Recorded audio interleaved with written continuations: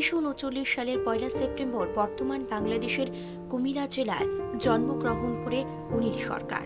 তার বাবা মহিম চন্দ্র সরকার একজন মাঝারি কৃষক ছিলেন। কুমিল্লার ঈশ্বর পাঠশালায় তার ছাত্র জীবনের শুরু। এমবিবি কলেজ থেকে বাংলায় স্নাতক হওয়ার পরে কলকাতা বিশ্ববিদ্যালয় থেকে বাংলা সাহিত্যে স্নাতকোত্তর ডিগ্রি লাভ। 1960-এর দশকে শিক্ষকতায় আসা। শিক্ষক হিসেবে তিনি প্রথমে রানীর বাজার বিদ্যা মন্দিরে যোগদান করেন। এর পরবর্তী সময়ে রাজনীতিতে সক্রিয়ভাবে অংশগ্রহণ তার, যদিও তিনি ছাত্র জীবন থেকে রাজনীতির সঙ্গে জড়িত ছিলেন।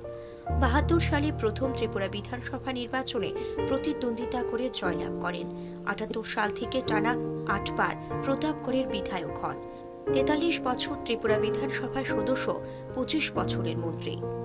তার লেখা অসংখ্য বই সারা ভারতে সমাদৃত। তার লেখা কবিতা বিভিন্ন বিশ্ববিদ্যালয়ের সিলেবাসে অন্তর্ভুক্ত রয়েছে। সারা জীবনে পেয়েছেন অসংখ্য পুরস্কার এবং সম্মান।